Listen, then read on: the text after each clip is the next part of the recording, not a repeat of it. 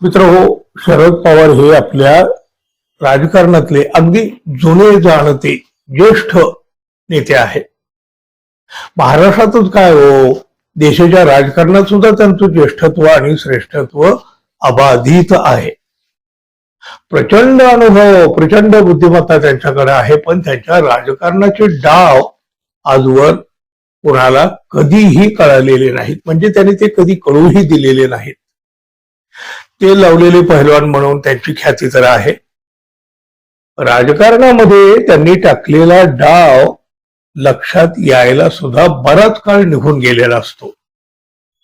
शरद पवार जे बोलतात ते कधी करीत नाहीत आणि जे करतात ते आधी कधीही बोलत नाहीत, अशी त्यांची ख्याती. सगळं काही करून गेल्यावरच कळतं की हे सगळं शरद पवार यांनी घडवलेलं आहे. अहो, अगदी अलीकडं 4 वर्षापूर्वीच बघा, राज्यामध्ये महाविकास आघाडीचं सरकार स्थापन होईल असं कुणाला कधी कल्पनेत तरी वाटलेलं होतं का? अहो, परस्परांचे हाडवैरी असलेले काँग्रेस आणि ठाकरे यांची शिवसेना कधी एकत्र येतील असं कुणाला स्वप्नात सुद्धा कधी वाटलेलं नव्हतं, पण ते सुद्धा शरद पवारांनी घडवलं. त्यानंतर आता गेल्या काही दिवसापासून शरद पवार यांची राष्ट्रवादी महायुती सोबत सत्तेमध्ये जाणार अशा चर्चा सुरू झाल्या. काही नेत्यांच्या गाठीभेटीही झाल्या. त्यामुळं महाराष्ट्राच्या राजकारणामध्ये एक नवं वादळ आलं. पण आपल्या अनुभवी शैलीनं कमी शब्दामध्ये बोलून शरद पवार यांनी हे वादळ शांत केलं. अर्थात ही शांतता म्हणजे वादळापूर्वीची शांतता सुद्धा असू शकते, कारण शरद पवार यांच्या राजकारणावर कुणाचाही विश्वास नाही, तसा इतिहास सुद्धा साक्षीला आहे.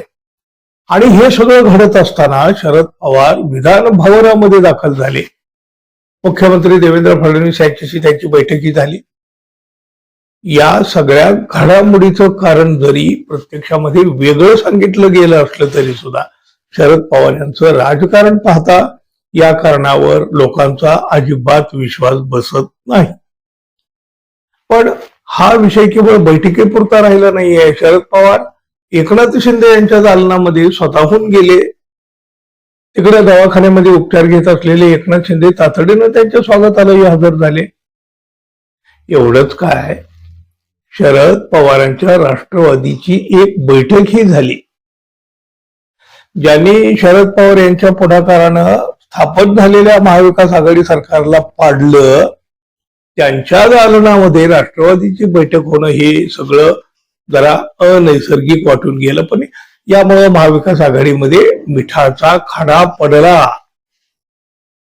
उद्धव ठाकरे यांच्या शिवसेनेला हे अजिबात रुचलेलं नाही, सहनही झालेलं नाही.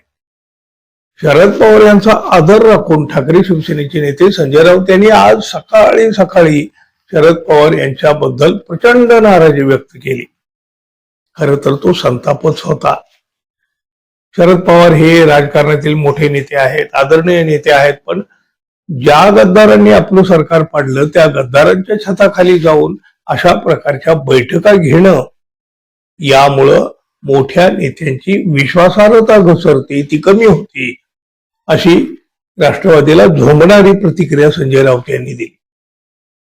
शरद पवार यांच्यासारख्या ज्येष्ठ नेत्यांनी एकनाथ शिंदे यांची भेट घेतली आणि त्या बंद दारात काही चर्चा झाली. राष्ट्रवादी काँग्रेसच्या आमदारांची एक बैठक झाली.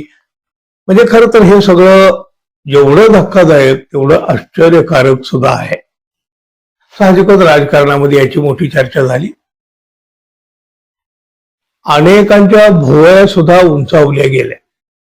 संजय राऊत यांनी मात्र शरद पवार आणि त्यांच्या पक्षाच्या विश्वासार्हतेवर प्रश्न उभा केला.